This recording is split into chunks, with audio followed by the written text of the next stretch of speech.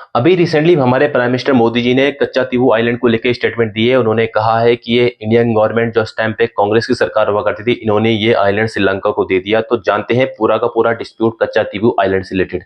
Katchatheevu island, ये आपको location दिख रहा होगा, ये पूरा का पूरा इंडिया है, सदर्न इंडिया है। ये श्रीलंका का मैप है। श्रीलंका और इंडिया के बीच में ये कच्चातीवू आइलैंड जो यहाँ पे दिखाई दे रहा है, ये आपको कच्चातीवू आइलैंड है। कच्चातीवू आइलैंड आज के डेट में श्रीलंका का पार्ट है, लेकिन पहले ये इंडिया का पार्ट हुआ करता था। और इसका जो फॉर्मेशन हुआ ना, इसका जो फॉर्मेशन हुआ था, वोल्केनो जब आया था, ज्वालामुखी जब आया था, उसकी वजह से ये आइलैंड फॉर्मेशन हो गया था। और ये बात हो रही है 14th सेंचुरी। तो 14th सेंचुरी से लेके 1921 तक इंडिया प्रेसिडेंसी का पार्ट था। उसके बाद भी इंडियन मद्रास प्रेसिडेंसी का पार्ट था, लेकिन उसके बाद धीरे धीरे क्या हुआ, इस पर डिस्प्यूट स्टार्ट हो गया। श्रीलंका भी क्लेम करने लग गया, क्योंकि श्रीलंका के जस्ट नियर बाई था, ये उसके सामने था, तो ये भी क्लेम करने लग गया कि हमारी टेरिटरी है। इंडिया वाले के तो था ही हमारी टेरिटरी, लेकिन उसके बाद धीरे धीरे क्या हुआ, 1974 में क्या हुआ, इसमें जो इंदिरा गांधी की गवर्नमेंट उस टाइम पे थी, और इंदिरा गांधी ने क्या किया, इंदिरा गांधी ने बोला कि ये इसकी कोई स्ट्रेटेजिक इंपॉर्टेंस नहीं है, कुछ काम का आइलैंड नहीं है, ये केवल खाली पड़ा रहता है आइलैंड। इसकी जो टोटल 282, बहुत छोटा सा आइलैंड है, 282 एकड़ में है, और 1.5 किलोमीटर के आसपास की लेंथ है, 300 किलोमीटर के आसपास की चौड़ाई है। इतना छोटा सा आइलैंड था ये। तो इंदिरा गांधी ने सोचा कि कोई इंपॉर्टेंट नहीं है, क्यों लड़ाई करनी है श्रीलंका के साथ। श्रीलंका के साथ हमारे रिलेशन भी खराब हो रहे हैं, तो श्रीलंका के साथ रिलेशन अच्छे करने के लिए उन्होंने क्या किया, ये आइलैंड जो है श्रीलंका को दे दिया। अब इस आइलैंड में क्या हुआ करता है, इस आइलैंड में जो हुआ करता है, हमारे फिशरमैन जो यहाँ से जाते थे, तो ये आइलैंड में जाके रेस्ट करते थे। यहाँ पे अपने जो उनकी जो जाल वगैरह हुआ करते थे, उनको सुखाते थे, उस काफी सारी चीजें करते थे। तो यहाँ पे आसपास जो है फिशिंग, काफी अच्छा फिशिंग जोन भी है। तो यहाँ से जाते थे और यहाँ पे रेस्ट करके वापस आ जाते थे। लेकिन जब ये श्रीलंका का पार्ट हुआ, धीरे धीरे करके एग्रीमेंट भी हुआ कि जो हमारे फिशर आएंगे उनको आप रोकोगे नहीं, इस तरह से।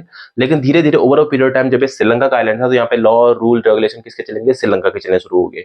तो जब इसके साथ इनके रूल रेगुलेशन चलने शुरू हो गए, तो इन्होंने क्या करना शुरू करे, जैसे हमारे उसके बाद एक और इकोनॉमिक ईईजेड भी स्टार्ट हो गया। ईईजेड क्या होता है, जैसे कि इस तरह से आप समझिए कि जैसे ये इंडिया का ईईजेड है, तो यहाँ से 200 नॉटिकल माइल तक इंडिया की टेरिटरी होगी। ये इंटरनेशनल इकोनॉमिक जोन स्टार्ट बोलते हैं इसे, इकोनॉमिक जोन।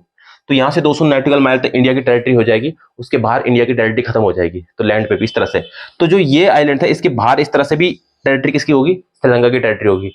पहले तो केवल यहां तक था, लेकिन जब ईईजेड स्टार्ट हुआ, इंटरनेशनल इकोनॉमिक जोन बोलते हैं इसको, इसमें क्या हुआ, ये जब से स्टार्ट हुआ तो इसके 200 नॉटिकल माइल तक इसकी टेरिटरी होगी।